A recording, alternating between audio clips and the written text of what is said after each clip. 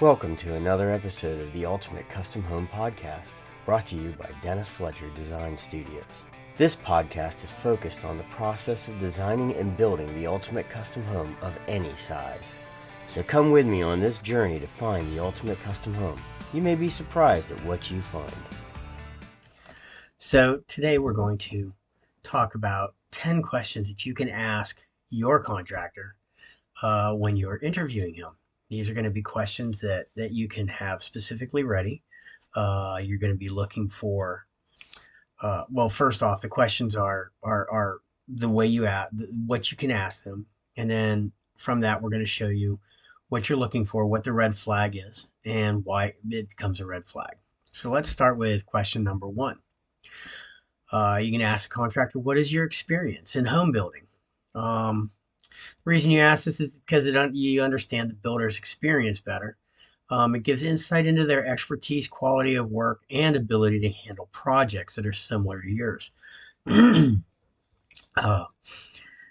red flags that you're going to look for and why they're red flags are things like limited or no experience.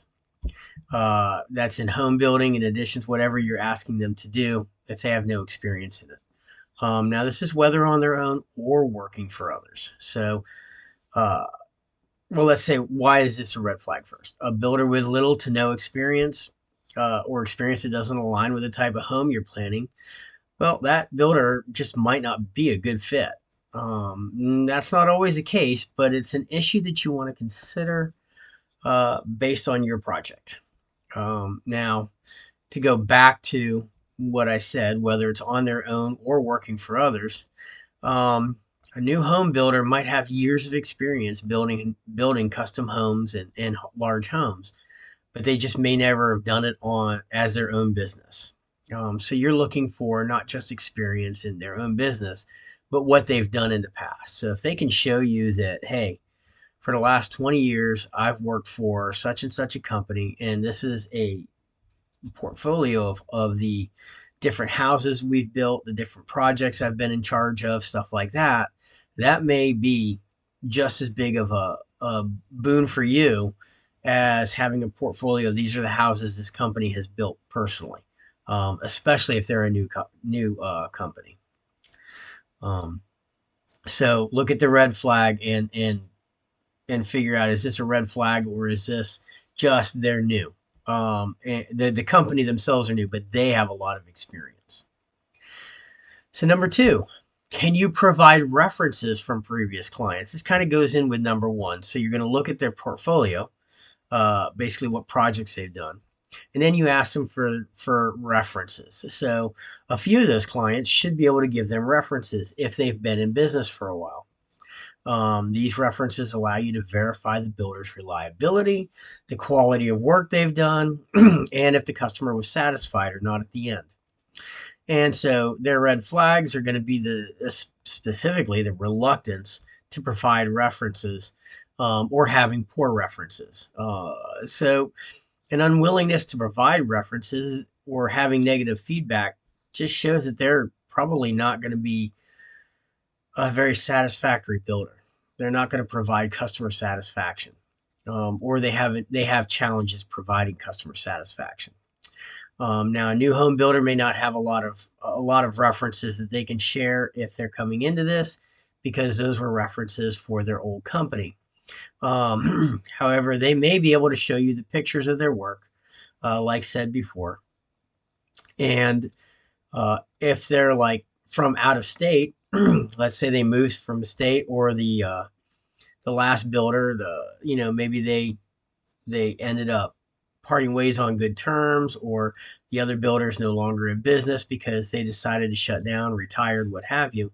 They may have been able to give them references that in that regard, or given them a good reference. So look for those things as well. But specifically look for a reluctance to give you references, or if they're references they give you, if they end up being bad, or if you've done research. Sometimes you can do research on Facebook, asking people in an area, have you ever dealt with such and such builder? And you might get a whole different idea of what kind of building they do. Are you licensed and insured? Now, this one here is kind of important. This ensures that the builder is licensed and insured. That if you make sure of this, that shows that you're protected from both legal and financial liabilities uh, if something happens, or if you have construction issues, not just during construction but afterwards during the warranty period. The red flags you're looking for and why is lack of proper insurance and lack of proper licensing. So most states require a license, a builder's license of some type. At the very least, anybody who is doing something based on building should have that license. Should carry some form of license, be an LLC, something like that. Just putting your shingle up and going out there. Uh, look in your local area. See, are they required to have a license? Maryland requires home builders to have an MHBR. That's just your typical your typical license that's required in Maryland. If they don't have that, they're not allowed to build a house. Um, and then the other license required in Maryland is to do additions or remodels or portions of is an MHIC. They have to have one or the other. That's law in Maryland. But for both of them, they're required to have builder's insurance. Some type of insurance that allows for things to get paid if something happens. Liability insurance, if they're in the middle of a build and the structure doesn't hold up and it falls because they built it incorrectly, well, there's an insurance for that. The insurance comes in and say one of the subs comes in and does something incorrectly, well, their insurance will cover that. These are the things you're looking for. Um, and I'll be doing a future podcast talking with some insurance agents to explain the things that you should be looking for that they have in that insurance. And if they don't have it, maybe it's something that you want to stay away from. So that's going to be coming up. But any contract that you have with a uninsured or unlicensed builder could end up being void, which means they can get out of it just as easy as you not being protected by it. Um, an unlicensed or an uninsured builder could end up costing you a lot of time and a lot of money through the process or even after the process. So be very, very careful of that. Next one is to ask what warranties they offer. So there's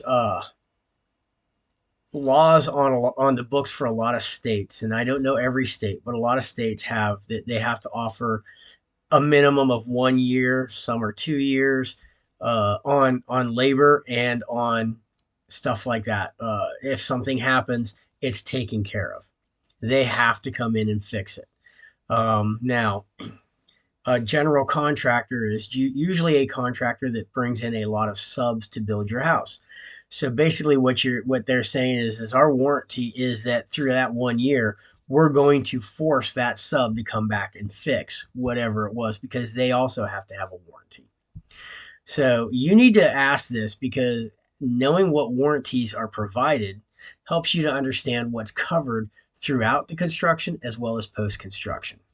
It gives you peace of mind and it protects that investment that you're doing. Not offering a warranty or providing vague warranty policy could, one, be illegal, but also indicates a lack of confidence in their own work quality and in their own work. It's also something that you want to stay away from because if somebody builds your house and the drywall starts cracking 3 months later, somebody needs to be able to come back and fix that and find out why it's cracking. This is not something that you should have to be financially, you should not have to deal with it financially. You should be able to call them up and ask them to have somebody look at it, and it should be taken care of. And number 5, can you accommodate customizations and specific design requests? And it also works with number 6, how do you handle changes or modifications during the construction process? And I'll explain that a little bit more. So the reason you ask these two questions is, one, it ensures that the builder is going to be able to meet your specific needs based on your preferences and your specifications of your house. So can they accommodate customizations and specific design requests? If it's a spec home builder or somebody who only does semi-custom homes, they may not be able to take that entirety of the plans and go through the specifications and give you the things that are in the specifications the way you want it, or comparable depending on what they can get in their area. And that's a red flag, because that means that that's somebody that is not going to be able to build the house that you've already spent time designing and money designing. They may not be able to build that house the way you want it. And so they may have to make major changes to be able to build the house. Also, to answer the modification stuff, it also shows that if they can't share with you how they deal with changes during the construction process, how they deal with change orders, how they deal with all of that, if they're really expensive on their change orders, this may be somebody that you want to stay away from. So you're looking for inflexibility in customization or design requests. You send in an 8,000 square foot house to 3 different builders. One of the builders comes back and says, look, I can't build the house the way it is. This is what we normally do. These are our standards, and this is how we build a house. That's probably not going to be the person that you want to build your house. They have a set way of doing things, and they probably have a set of plans that they build all the time. They know how to build. They're probably really good at that. But when it comes to a customization, it's going to take twice as long as normal, and it's going to cost a lot more. You're looking for somebody who's going to come in and go, okay, we can do this.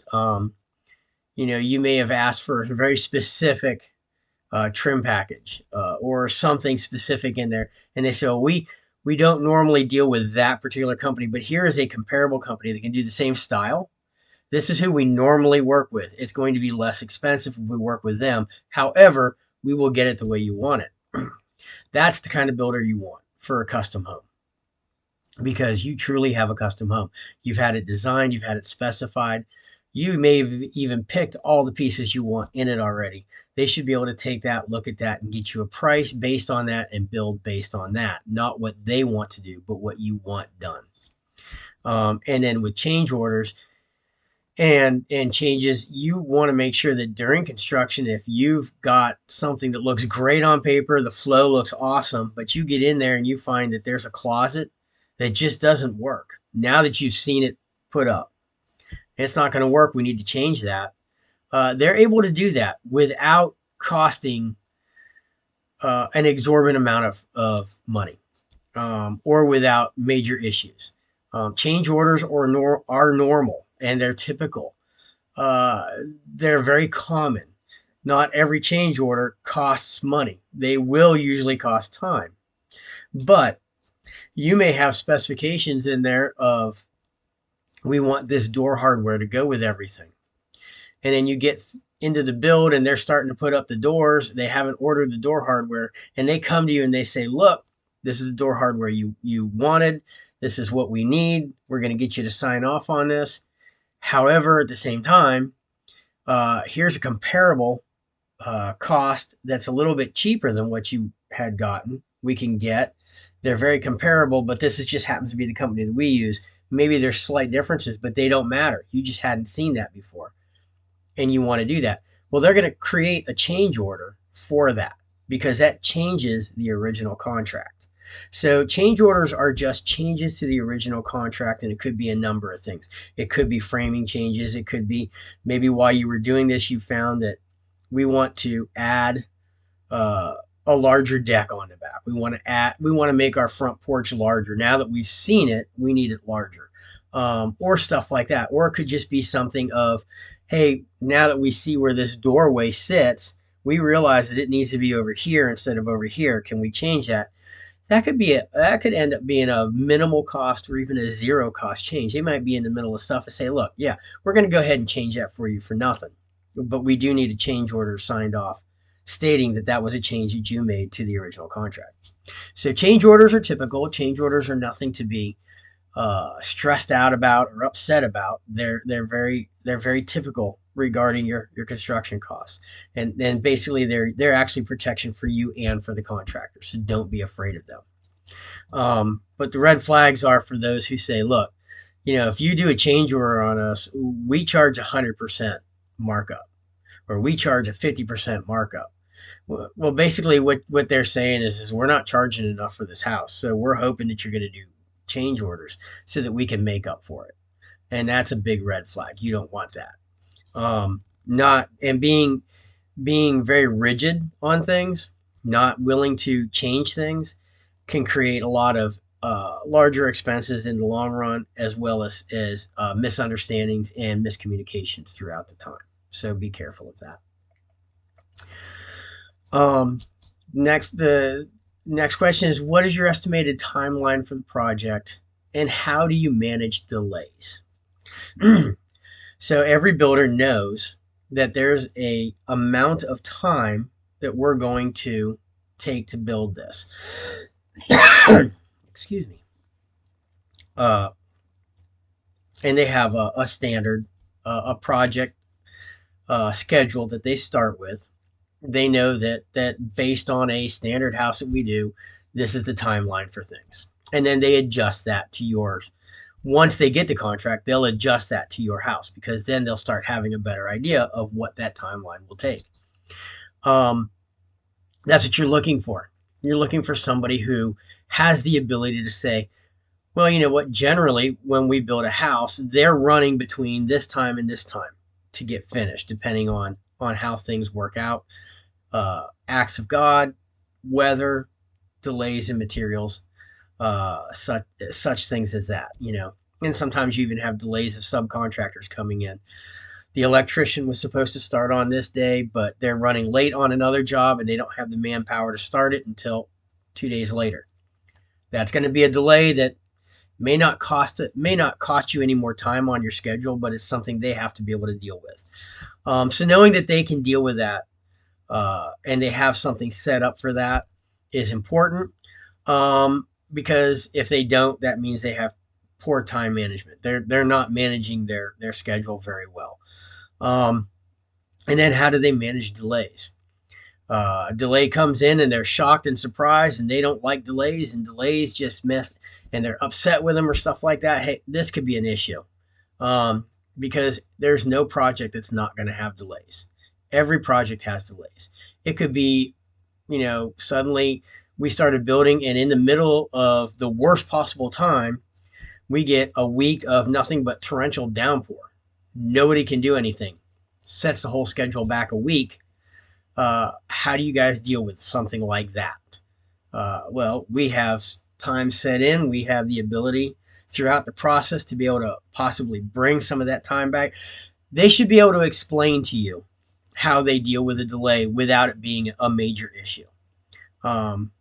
Having a window order. I'll give you an example. I had a customer who they had a pretty good sized window order, sent it out. Everything was good. They knew the exact day those windows were going to come in. The next day, the salesperson called him up and said, look, every window is going to be coming in on that day except for these 3 windows that are on back order. And these are the dates they expect those windows to come in.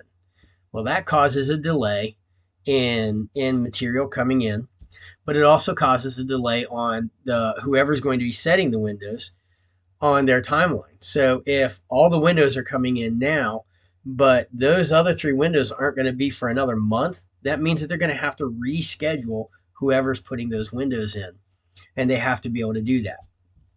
Are they capable of doing that? Is that going to cause a major issue? A good contractor is going to say, no, that's not going to be an issue. We understand that's going to happen.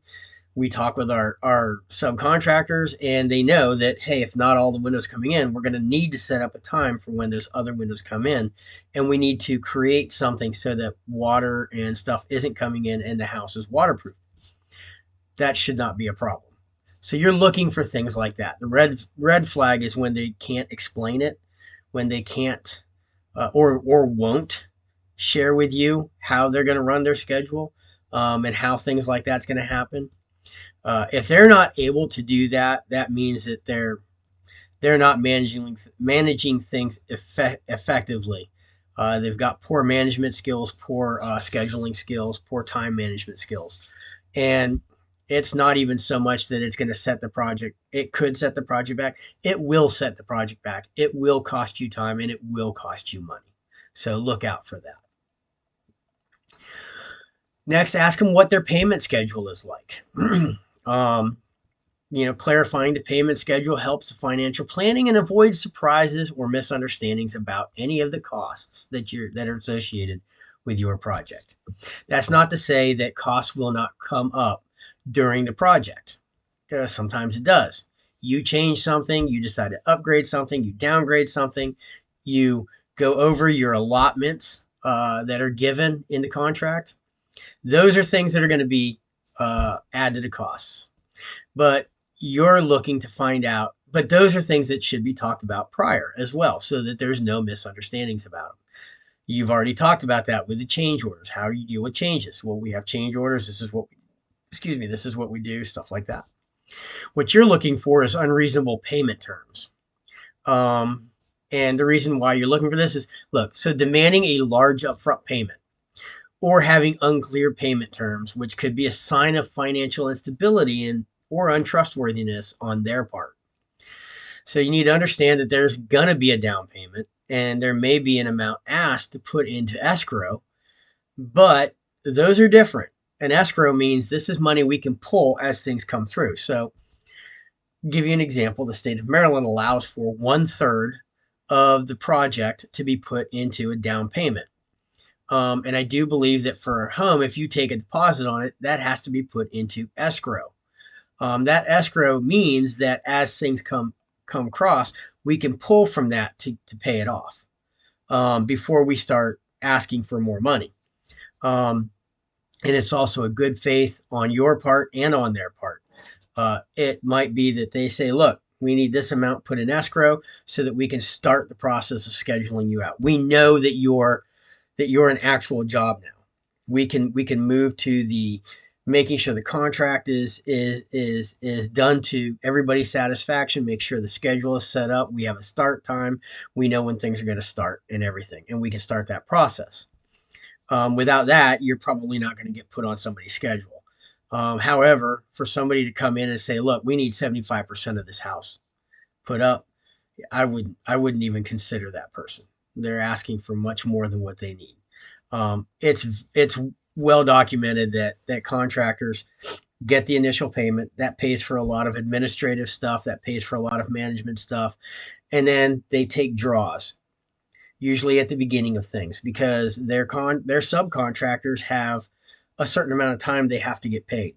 Their vendors have a certain amount of time that they have to get paid for the pricing that they gave you to be honored.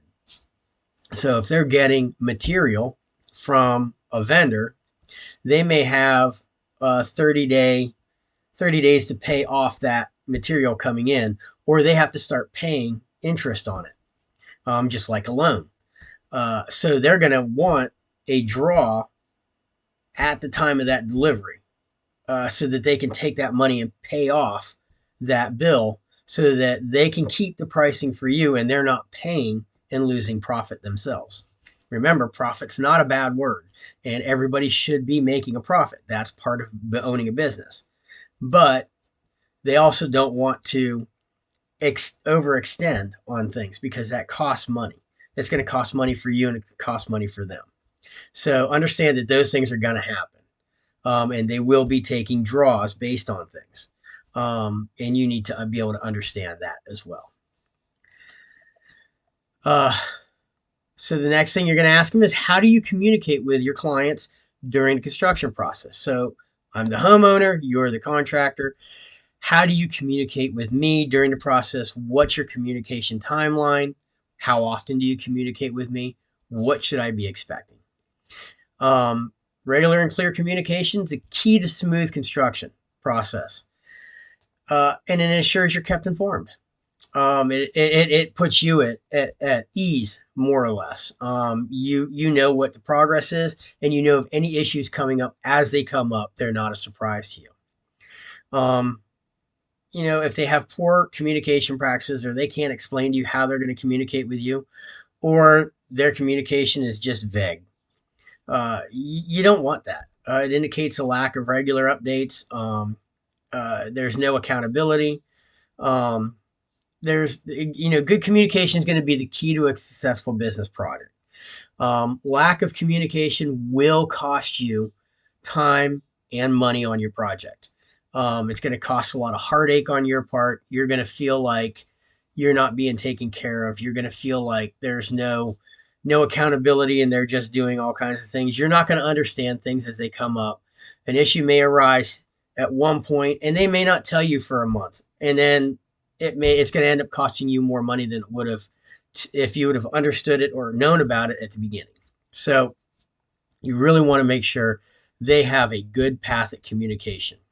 A lot of the contractors I have would tell their customers, look, on Friday, we're going to send you an email or maybe a text or even phone call just to let you know kind of what's going on. Some of the bigger contractors may have programs where they have things like daily logs or logs where they can set up, this is the progress that's happened this week and this is what we've done and this is where we're at, and that way you can see the progress during the time, and it doesn't take the project manager or the contractor very long to be able to do that. If they've got multiple projects going on, they should have a pretty good system of communication that you want to be able to take advantage of.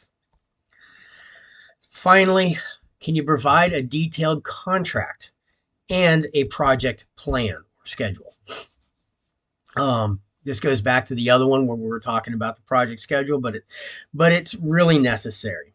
A detailed contract and project plan outline the scope of work, all the responsibilities, who's responsible for what, including you, the timelines, excuse me, the timelines that they consider this project's going to take, understanding that they don't have the ability to forecast what the delays could be, but they understand a pretty decent timeline, and they have a good idea of all the costs. They probably know exactly how much this house is going to cost, based on what they have right now, not to include any changes or anything like that could come up. They have a good roadmap. They're providing you a clear roadmap. I would never, ever do a project with a contractor without a good contract, because that contract doesn't just protect them, it protects you. It states specifically what's going to happen, whose responsibility is what, and you can always go back to that contract and say, this is what you said, why is it not happening? Reluctance to have something like that, I'd walk away. Honestly, if they can't do that, that should be a part of their business, and I would not allow them even on my property without that, or without knowing that's available. It just shows bad business, and it's going to lead to extended time, and it's going to lead to extended costs. So there's no reason not to do it. So I'm giving you these. Basically, these are so that you can ask questions and gauge the builder's capability, reliability, and suitability for your specific needs. It's not rude to ask them these questions. It's not bad. This should be what you're doing. You're interviewing these people to build your house, which is going to be probably the biggest amount of money you've ever spent. This is going to be the biggest investment you've ever done. You should be interviewing multiple contractors. You should be finding somebody who suits all of your needs or almost all of your needs. And then is able to be worked with on any that they may not be a part of. Don't pick your builder based on price. I'm going to tell you right now, the highest is not always the best quality, and the lowest is generally not the best one. The lowest means that there's probably things that they've missed. There's going to be higher costs in the back end because of more cost, change orders and stuff like that. But even the middle of the road guy, I mean, look, if you go through these and not one of them can show you any kind of ability, then you're going to go to the next set. You don't want those guys. You don't want a contractor who is going to be lackluster or It's going to be okay. You want the best one for your project, and this is going to help you get there. Understand that just because they may pass all of these questions does not mean that you're not going to have issues, does not mean that there's not going to be problems. These are just meant to help you as a help. One way of finding and vetting the contractors. This is not the end all. And this is not if they do everything, they're going to be a perfect contractor. There could end up being something in there. Part of what you're looking for is does this contractor work well with me during the interview process? Look, if they're aggressive and or they just don't want to go through this, or they feel put out because you're asking these questions, it's only going to get worse from there. Don't go with them. Doesn't matter how good the quality of work is.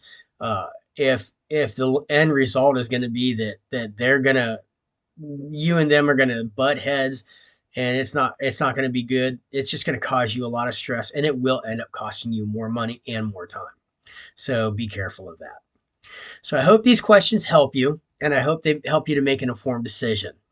And I especially hope they reduce the stress of building in your life and in the whole thing. Congratulations if you're going to build a new home, and congratulations into getting to this part. This is going to be an exciting process, and it can be a rewarding one and an exciting one without the stress if you do your due diligence. I hope everybody has a great day. And remember, I have 2 books that can help you during your process. And you can look both of these up just by looking up The Ultimate Custom Home on Amazon or looking up Dennis Fletcher on Amazon. Have a great day and enjoy your Thank you for time. taking the time to listen. I hope this podcast has helped you. Subscribe and share this podcast all over. Click the 5-star review before you leave and add us to your favorites. That way you know when we add a new episode. Make sure to leave a comment for discussion and let us know if there's any areas you hope we'll discuss in the future.